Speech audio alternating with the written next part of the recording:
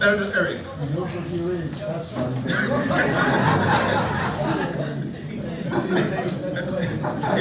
It is an honor and a pleasure to be here. This my good brother and Jessica have been mentors, teachers and friends to me over many decades.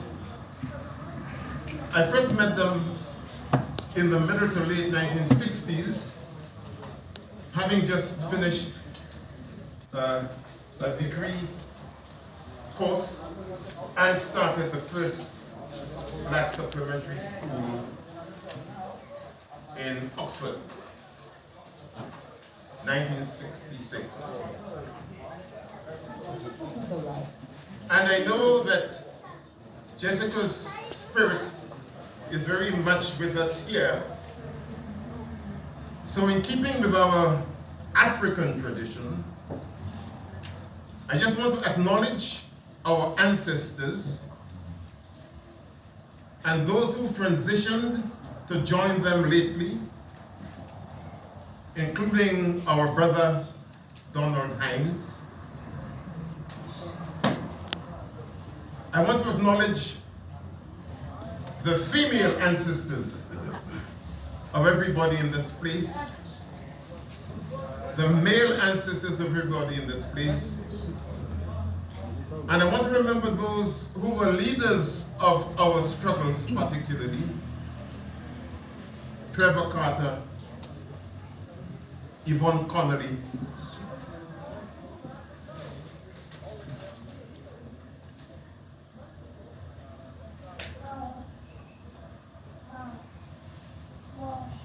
Claudia Jones, Frank Critchlow, Darcus Howe, Jessica Huntley, John Merose, and all of those who were part of that movement in the middle to late 1960s and before. All of those who took part in the 1945 Pan-African Congress, which was a watershed moment in the relationship between people from the colonies and this country. We are all in one way or another survivors of empire. And that's partly what I want to talk about this afternoon. We represent communities of resistance. And there were none more central to those communities as the likes of Eric, Jessica, John LaRose, and those people who were so instrumental in helping to build our resistance movements in this country. And let me just remind us about one thing. It is important that Elder Eric talked about Guyana and the early life in Guyana. Because talking about survivors of empire, let us remember what the demography of that country is. African and Asian in almost equal proportions. That's replicated in Trinidad and Tobago. It has not been, for either of those places, a particularly comfortable fusion because of the tendency of politicians to mess up things, to mess up people's heads, to mess up nations. But what we leave, we carry. And what Jessica and Eric carried was a tradition of struggle in Guyana in relation not just to African liberation or the liberation of South Asian people in that country, but a struggle want to get both to work together in the interest of human liberation. And I can't stress that enough. I have arguments regularly with colleagues, revolutionaries, some of them call themselves, about our relationship with the white working class in this society. Because the general trope is that amongst the white working class there is a lot of racism, etc., etc. But I often have to remind the people that what we've come into in this country, as people from the African continent, people from South Asia, what we have come into has not always been there. The political space we enjoy, the political space we occupy and use to progress our own struggles was created by the working class of this society. And you don't need to read Edward Thompson's The Making of the English Working Class to know the depth of that. So people had to overcome child labor, overcome the most damaging working conditions in those satanic mills and down in the mines and so on and so forth, and fight to win the space to have some leisure after work, to have proper wages, to feed themselves and their families. So while our ancestors were being exploited and worked and bled to death on the plantations of the Caribbean, there were other struggles going on in this place amongst white, dispossessed working people. Even though some of the work that they were doing is using and refining the materials, the raw materials that our ancestors produced in that terrain and brought to this place. And the only reason, my friends, why there's not a greater degree of alliance, working together, collaboration, unity in struggle amongst white dispossessed people in this place and ourselves, those survivors of empire, is because the British state, governments of one sort or another, ever since the Second World War, made a choice. They chose to encourage and exploit anti-black racism and use and manipulate white people in order that their agenda could be forwarded. Because frankly, the conditions under which people operate, the freedoms that we want for ourselves as African people, the freedoms we want as South Asian people, are the very freedoms that white people in those communities that we inhabited when we came had been denied forever. But what the government did was to encourage the view that all of that dispossession and deprivation, etc., which we came into, were caused by us ourselves. So rather than dealing with the legacy of empire, the British state determined that it would exploit the racism produced by colonialism and imperialism and use particularly white working class people as pawns in that particular game. And that's what we've got to understand. When we started working together, I'm sure Brother Eric remembers it well. We were always at the Dominion Theatre in Southall, Vishnu Sharma, Jyoti Indian Workers Association. We gathered there as a group of people who had one thing in common. Well, two things. One, we were survivors of empire, relocated into the belly of the beast.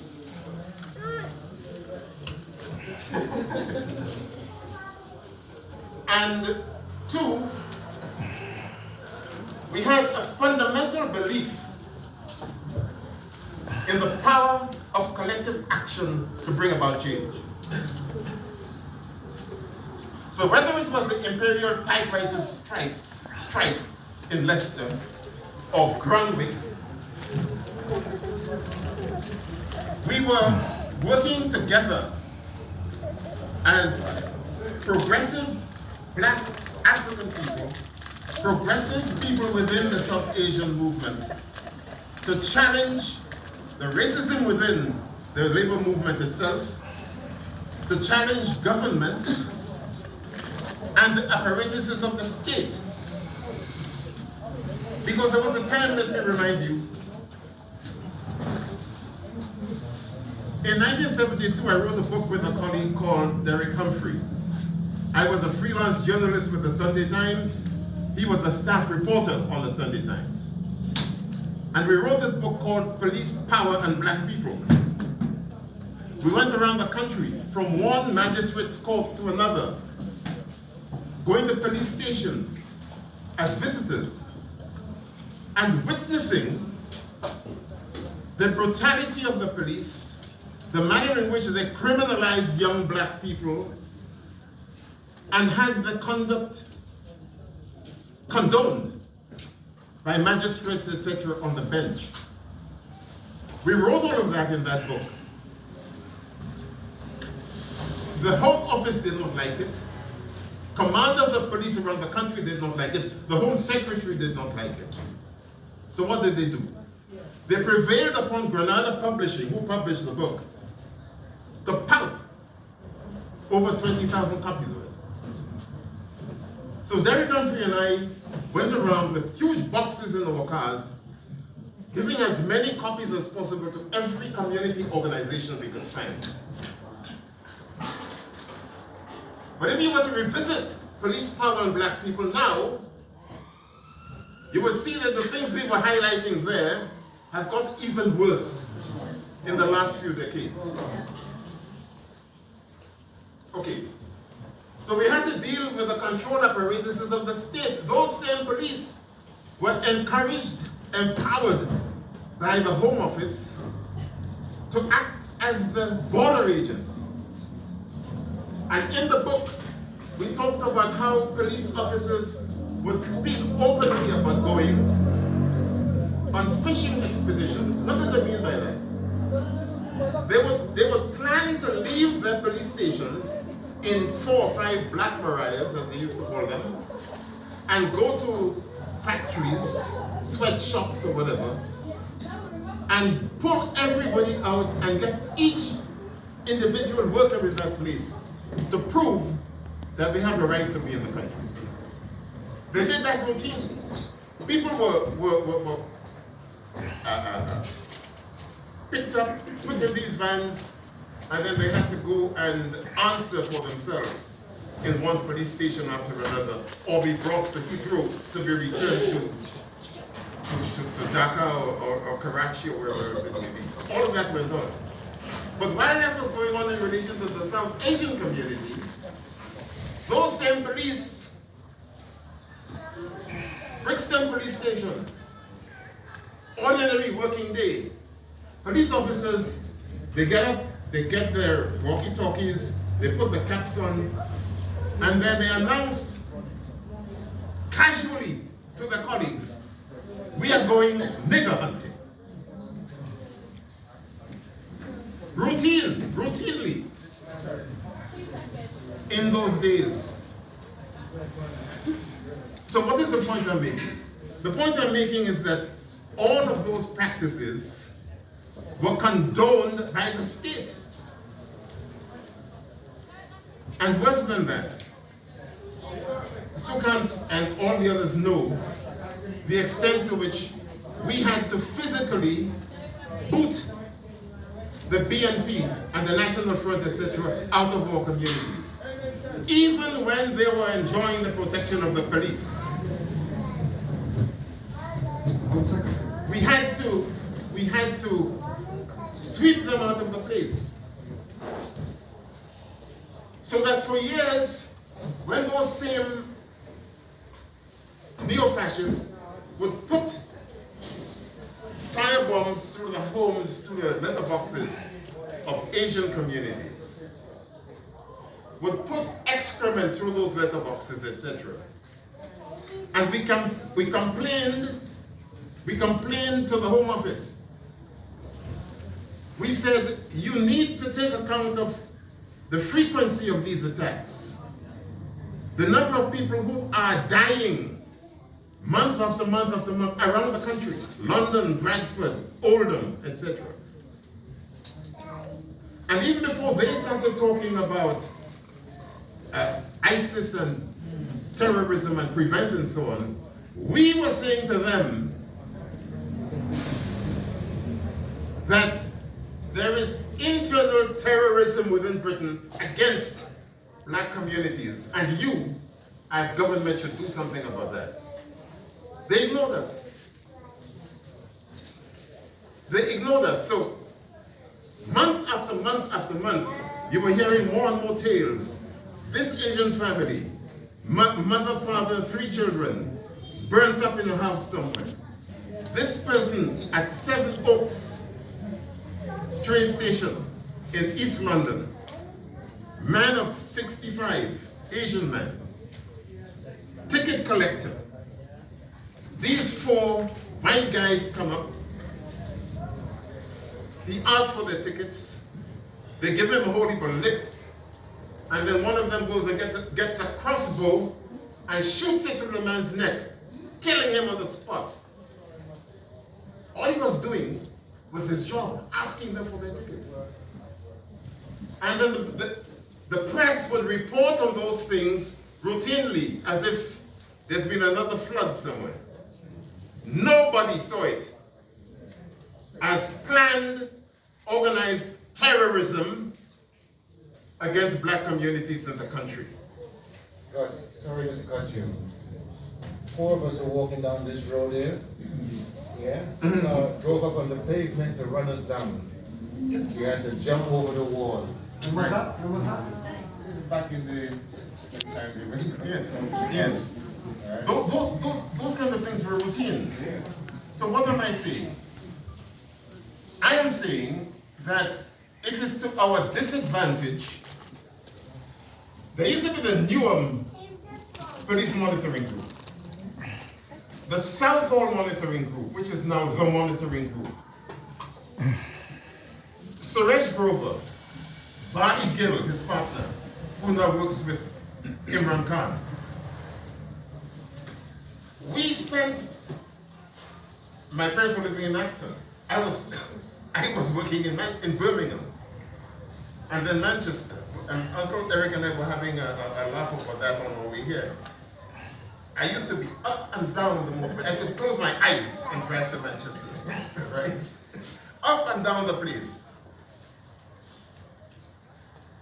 Because it was important for us to connect up those struggles. Yeah. So that by the time we came to start the International Book Fair of Radical Black and Third World Books, that was 1982. In 1981, after the New Cross fire, I was appointed the northern organizer of the New Cross Fire, New Cross Massacre Action Committee. And in 1981, I went around Manchester, Preston, Liverpool, Sheffield, Leeds, all of those areas, speaking to meetings like this about the fire, where it came from. And what was interesting is that everybody at every one of those meetings could connect with what I was saying in terms of an analysis of how that fire happened, how the National Front, etc., operate in Deptford, because they had had their own experiences. The point I'm making, therefore, is that what happened on the 2nd of March 1981, the Black People's Day of Action, when some 25,000 people took to the streets of London on an ordinary working Monday, was a coalescing of those experiences and those struggles that we've had within our individual communities, all coming together to make a powerful statement in London. And I want to conclude my remarks by saying this. If we don't have that perspective, if we don't understand how people like Henry Sylvester Williams, who organized the first Pan-African Congress in London in 1900, and the others who joined him and George Padmore, Nkrumah, Kenyatta, etc., in Manchester in 1945 for the 5th Pan-African Congress. And what were they doing? They were calling for an end to colonialism in their countries, an end to British rule, and calling for national sovereign independence. But then they were also calling on Britain to end the color bar in this country. Because they knew that in Liverpool and Manchester and Cardiff and South Shields and so forth, there was a growing community of black people, many of them black men with white wives, and mixed heritage children growing up and facing an enormous amount of racism in all of those places. So they passed resolutions. 1945, the year I was born. They passed resolutions calling on the British government to do something about the color bar. And that argument was what? Millions of people between 1914 and 1945 had come to support Britain in its wars. And the First World War had everything to do with them fighting over our own countries, wanting to preserve the interests in the colonies. They came in the Second World War to try and defeat fascism. And our comrades, those elders in the 5th Pan-African Congress, were saying, if all of these people from across Africa and the diaspora could volunteer to come and help you win your wars, in spite of the fact that every single country they came from was still under British rule. They had...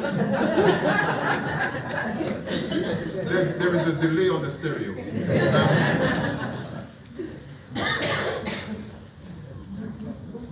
They had a right to expect that the British government would not behave like the Nazis and impose these color bars and whatever it is on the black population. We have to remember that.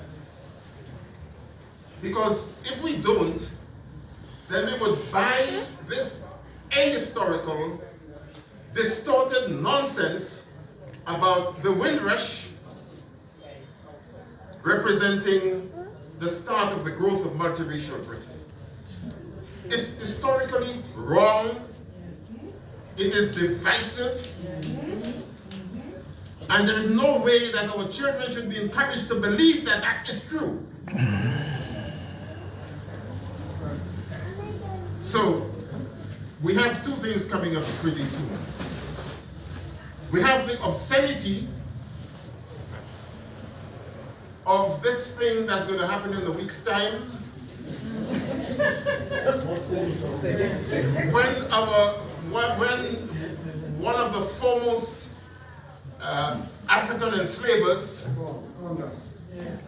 is getting crowned the king of this land. I mean, how anybody could imagine that an event like that could take place in Britain in 2023? God only knows. But then there'd be many of those who wanted to go and wave the flags and get on with all kinds of foolishness in the wake of that damned nonsense. That's one. The second one is the 22nd of June which would be seen as a special Windrush Day because it's 75 years since the Empire Windrush docked in Tilbury Docks. Now, I am saying, my friends, let us remember how I started. Let us remember all the things that I've said.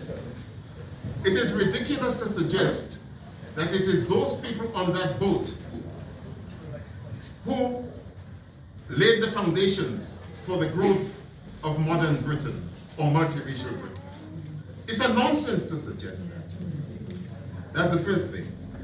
The second thing is, if we insist upon that, we are ignoring the struggles, as I said before, that we have had with South Asian people across the country decade after decade. And they have been as instrumental in building Britain's economy, even more so than we are, than we Africans have been, in terms of their position within the economic life of Britain. So we should not allow the British state to believe that there are these divisions amongst us whereby people from South Asia don't really matter to us. We're not concerned about the fact that for years the British government had these totally nasty habits of violating people. If a young Asian woman, Pakistani, Bangladeshi, Indian, wanted to come to this country, they were putting them through these invasive virginity tests. Routinely. Virginity tests to make sure that they were virgins if they were coming over here as brides. All those things were happening. And I personally, had to campaign against that stuff in Manchester with the Asian youth movement. We campaigned against the deportation, for example, of 3 Asian women. Nazira Begum, Jaswinder Kaur, Nazreen Akhtar. What have they done? They were married. They were being abused by the husbands and relatives of the husbands. Worst forms of abuse. And they decided, not together, individually, to seek shelter in a women's shelter. And their husbands decided that because they came as brides, they would tell the Home Office that they would have left the marital home so that the Home Office could deport them. And the Home Office was prepared to deport them all. So we had to take up the case. And we fought the Home Secretary for about 8 months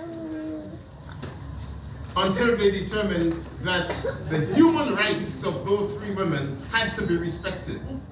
They had a right to human, dignified living. They were not the property of the husbands, and they therefore should not be made to be in an abusive relationship simply in order to keep the right of residence in this country. I'm trying to suggest, my friends, that if we're going to go forward into the future, we have to recover those ways of working in partnership with one another against a common enemy.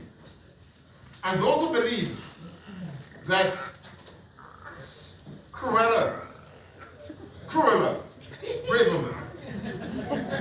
not so pretty Patel, Rishi Sunak and the rest of those who believe that that represents progress, they don't understand neo-fascism. That's right. If you believe that that represents progress, you do not have any understanding at all of neo-fascism. And you don't understand the optics of diversity. Because it is those same optics of diversity that we would see paraded if you watch your television sets. I won't. Next week, when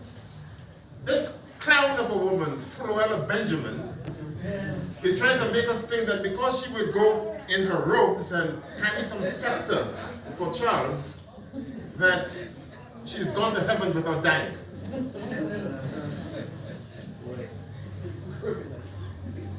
We need to fix up. We need to wise up. We need to rise up, my friends.